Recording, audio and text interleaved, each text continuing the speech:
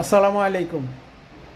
জুলাই যোদ্ধা যারা আছে তাদেরকে বলতেছি, তাদেরকে একটা বিষয় আমি স্মরণ করে দিতে চাই, সেটা হলো উহুদের যুদ্ধ। উহুদের যুদ্ধে মুসলমানরা চূড়ান্ত বিজয়ের পূর্বেই বিজয় উল্লাস করেছিল, যার ফলে তাদের শোচনীয় পরাজয় হয়েছিল।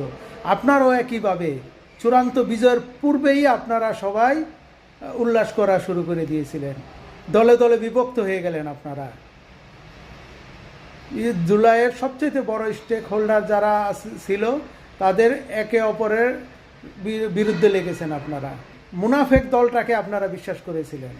সবচেয়ে বড় কথা হলো এনসিপির তৃতীয় শ্রেণীর কিছু লোক, তৃতীয় সারির কিছু কর্মী বা নেতা যাই হোক, এরা জুলাইয়ের প্রধান স্টেক হোল্ডারের বিরুদ্ধে বিষোদ্গার শুরু করেছে। এর ফলে কি হয়েছে? জুলাইয়ের অন্যতম আমরা দুইজন যোদ্ধাকে হারিয়েছি। উসমান হাদি ভাই আজ হারাতো না।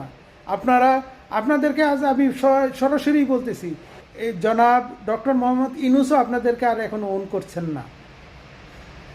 তিনিও এখন নিজে চলে যাওয়ার জন্যই করতেছেন। এবং এই নির্বাচনের পরে যদি এই মুনাফেক দল বিজয়ী হয়, তাহলে আপনাদের কি হবে আপনারা কি বুঝতে পারতেছেন?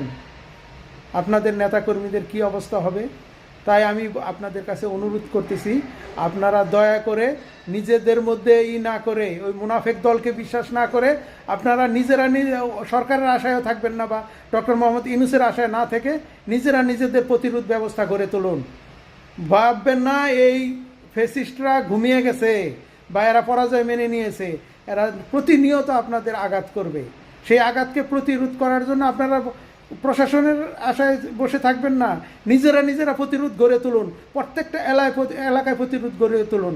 আমি সরাসরি আজ বলতে বাধ্য হচ্ছি, আপনারা যারা জুলাইয়ে প্রকৃত স্টেক হোল্ডার আছেন, তারা সবাই মিলে জামাত এনসিপি বলেন, আর অন্য যারা আছে, এবি পার্টি আছে, এবং সাথে চরমোনাই আছে, এবং হেফাজত ইসলাম আছে, সবাই ঐক্য করে একটা কোয়ালিশন করে নির্বাচন করুন এবং আপনাদের সরকার গঠন করুন। তাহলে ইনশাল্লাহ এই দেশ প্রকৃত দেশপ্রেমী খুঁজে পাবে এবং দেশটা উন্নতির শিখরে যাবে। নচেত আবার সেই ইন্ডিয়ার কবজায় আমরা পড়ে যাব। ধন্যবাদ।